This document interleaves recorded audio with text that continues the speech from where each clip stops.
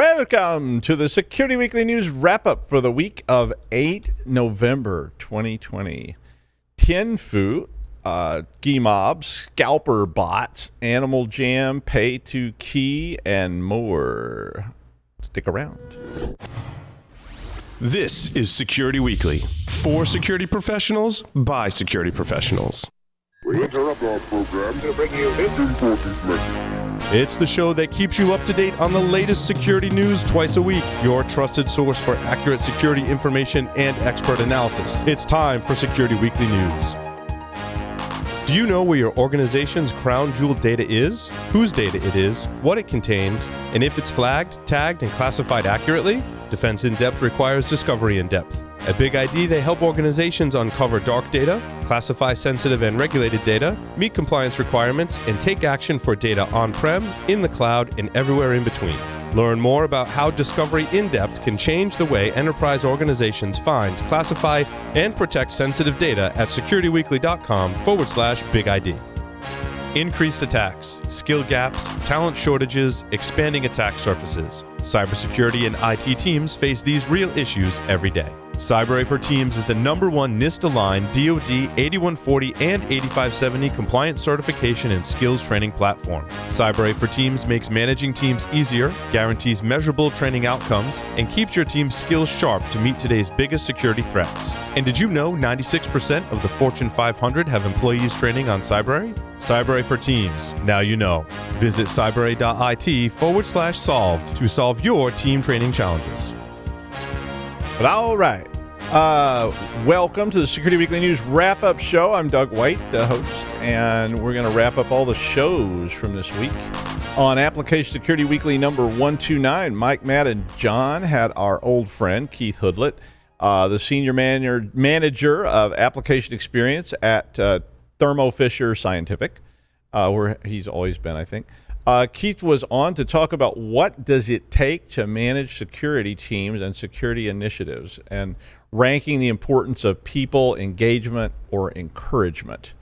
Yeah, you know, my whole negative reinforcement approach never really worked for that. I mean, it was like the iron fist and the iron glove holding like a cat of nine. Yeah, that just didn't work. But Keith has a better plan, so he's always fun to talk with, and so check that one out.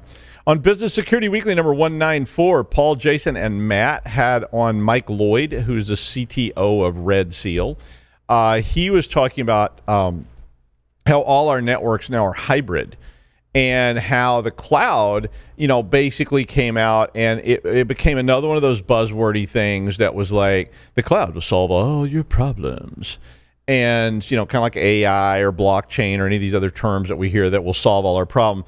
And the cloud wants to solve our problems, but it really just trades off new problems for old problems, and how should we proceed? And I thought this really caught my eye, because I've been hearing that a lot, and I've been thinking about that a lot. In the second segment, they talked about how to be a visionary leader and still have a personal life. Yeah, I'm sorry. No, that's not going to happen.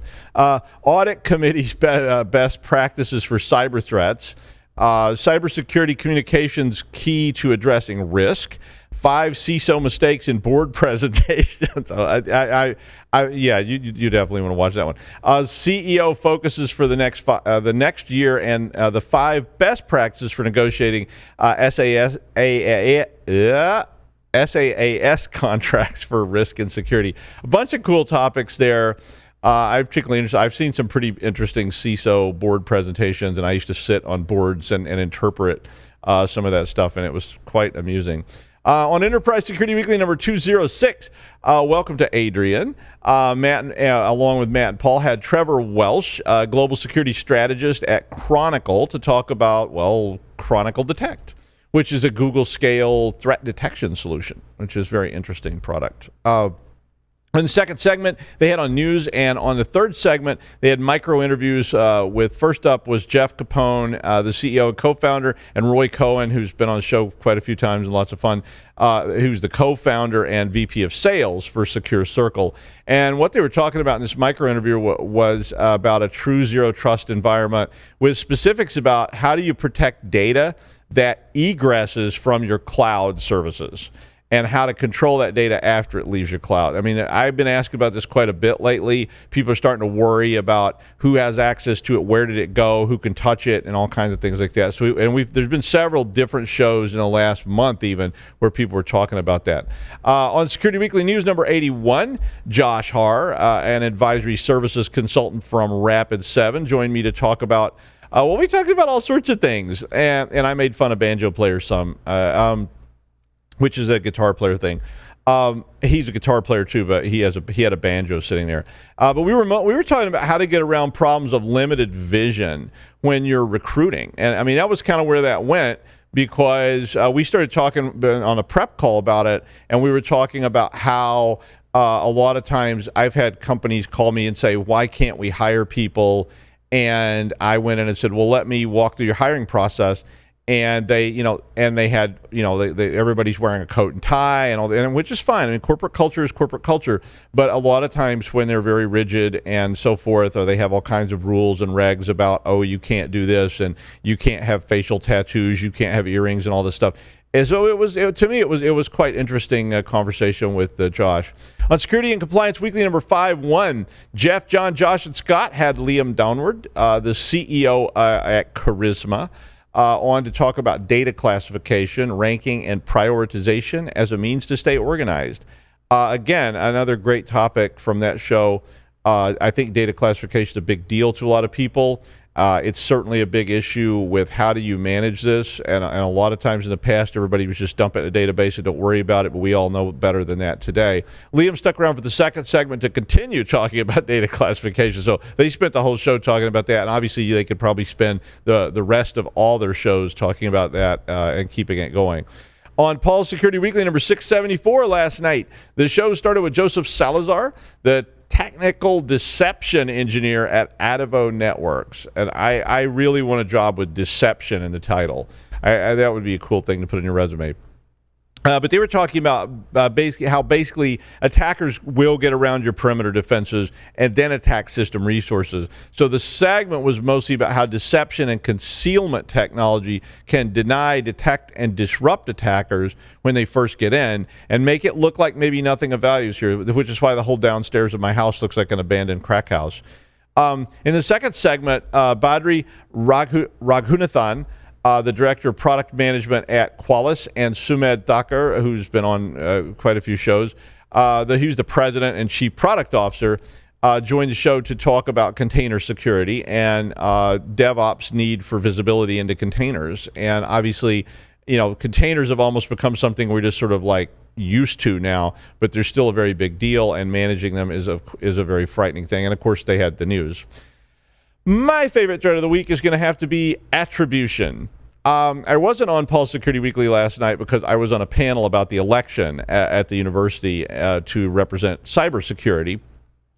And I was reading a lot of stuff about the election in prep for that. And I went and I was reading the CISA rumor control pages. So Chris Krebs put up he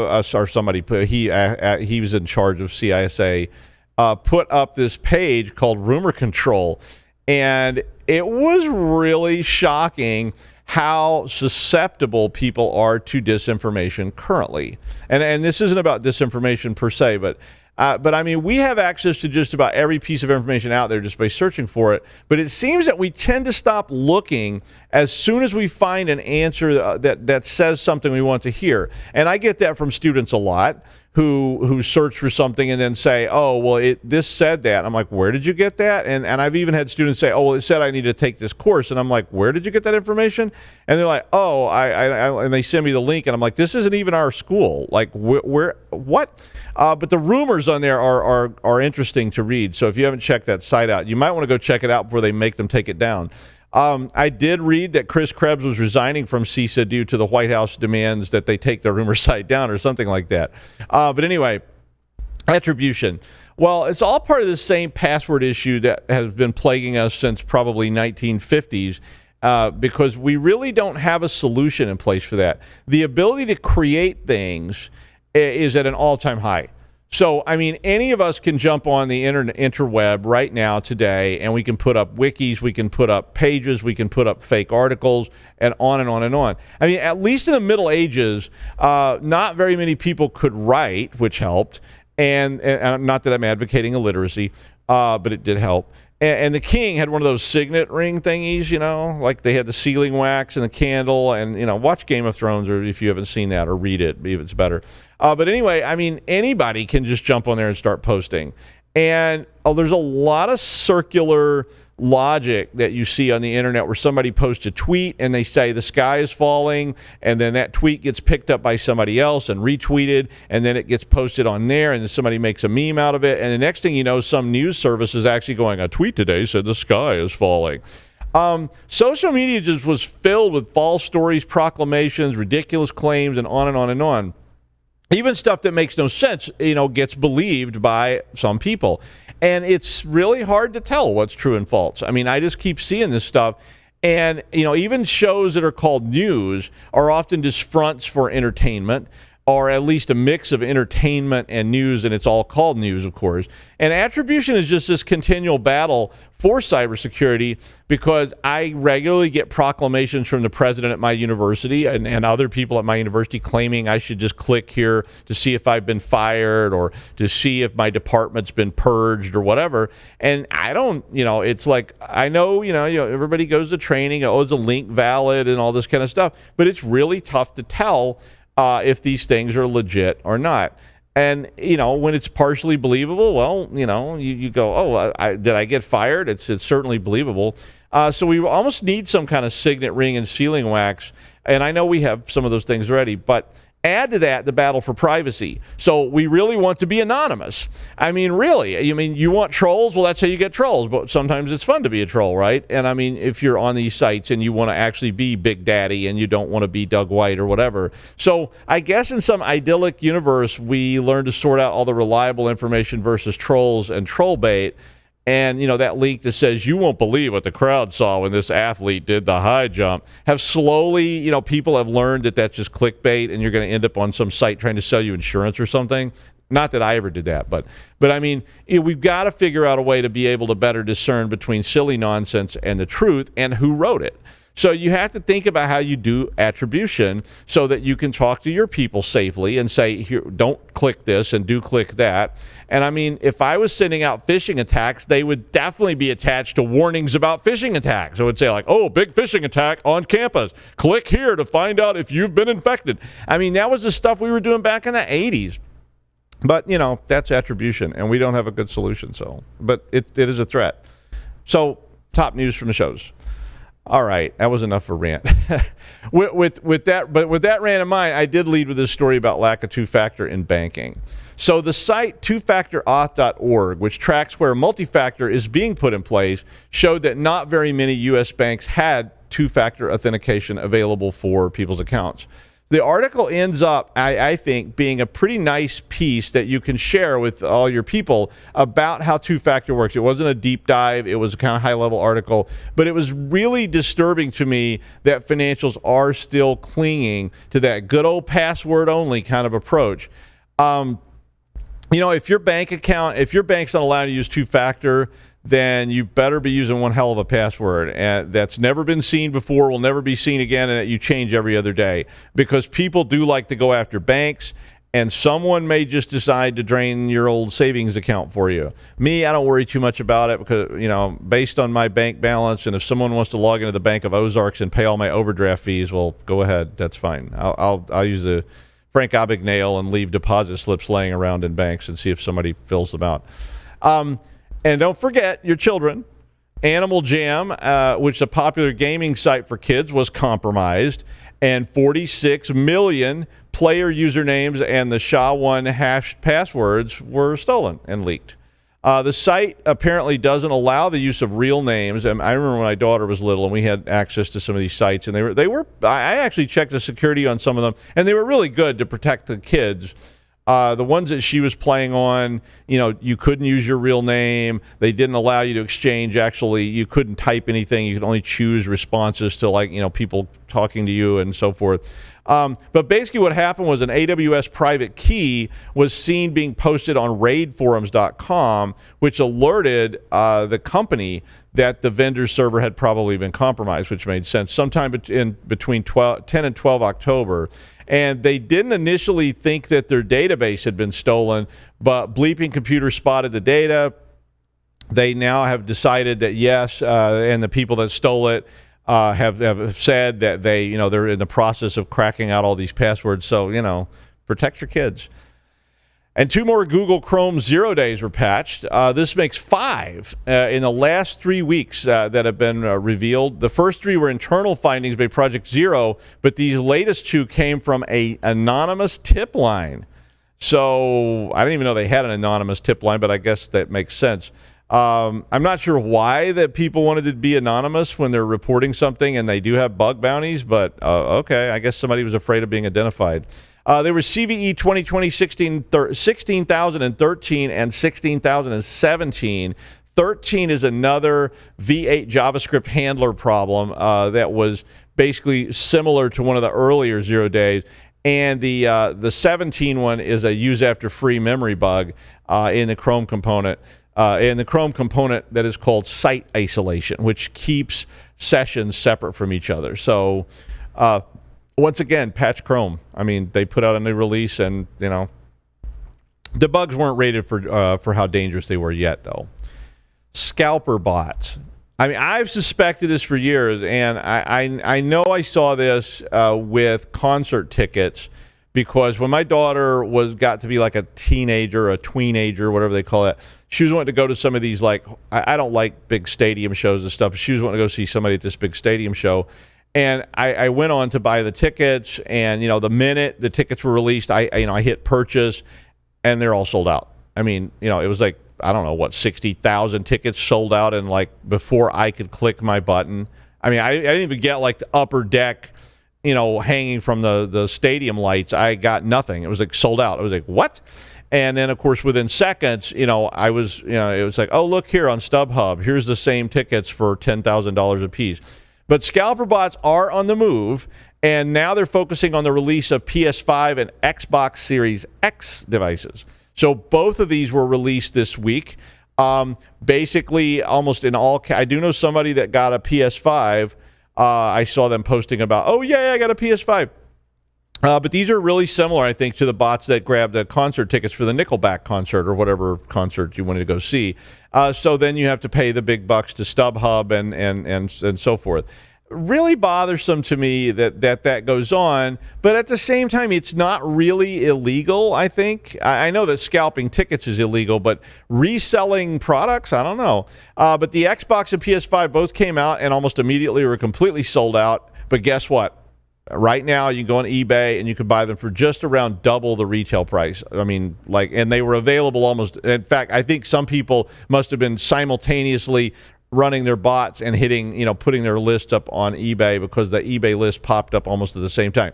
Now, there are of course, then, legitimate or illegitimate scams around a lot of online items as well. And when the high-profile stuff goes on sale, there's a lot of opportunity for people to put up scam sites trying to take your money to get one of these things that people just really, really have to have this year. I mean, have to. I mean, you got to get it. If you don't get it, you're going to die. I couldn't believe the stuff people are posting. But, but if you want to get one, you're probably going to have to pay that inflated price, and try to avoid the ripoff sites. The bot scam, though, it's not really illegal.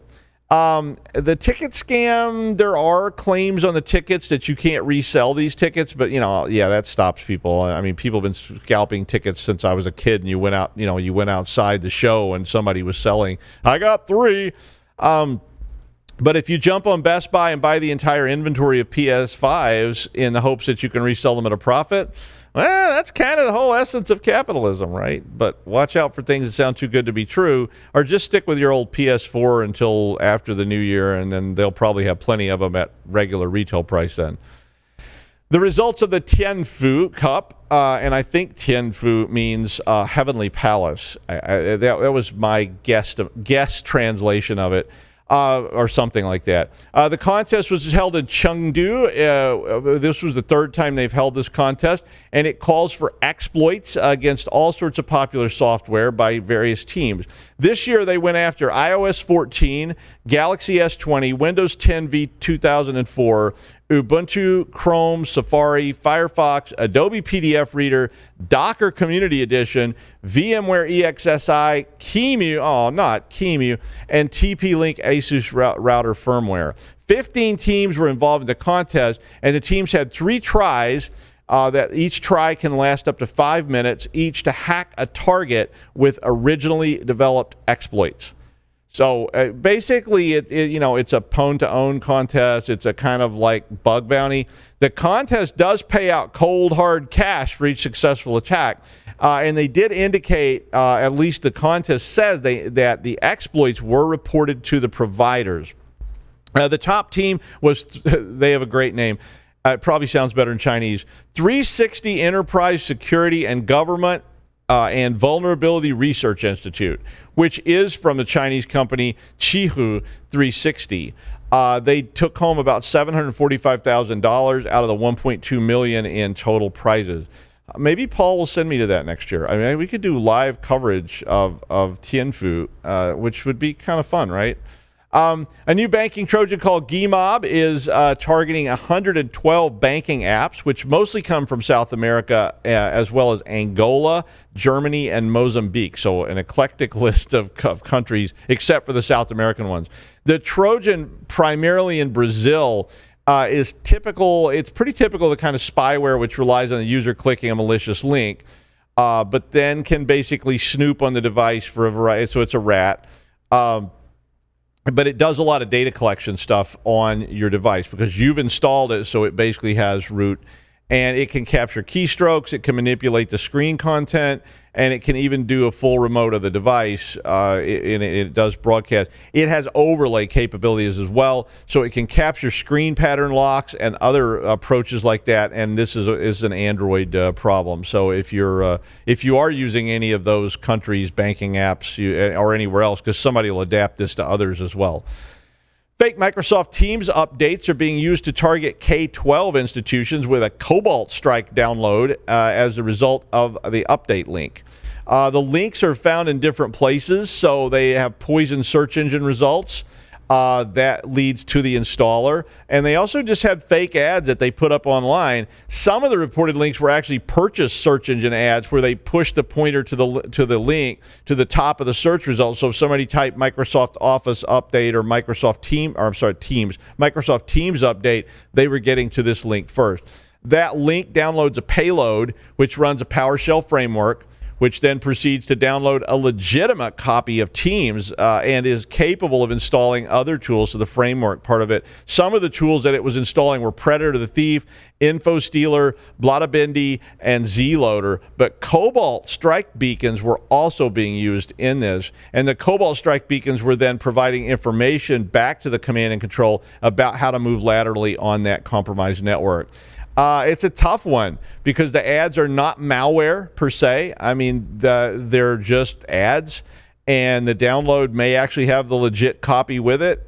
So, you're going to have to educate your users about this. And even then, I mean, if somebody's trying to update Teams because they had a problem, they may well click that link anyway. I mean, that's a very common strategy that we see all the time with, Office problems or whatever. And when people, Google that, they end up getting a search link. Pay2Key is probably the next big ransomware. It has been spreading in Israel and Europe in the last 2 weeks. Basically, the targets are exposed RDP ports. So, nothing new there, but it is a new type of ransomware. They're probably credential stuffed, and then the attacker set up a proxy device. So this is sort of the new piece of it. The framework puts a proxy into the network and then routes all the subsequent compromised devices through the proxy.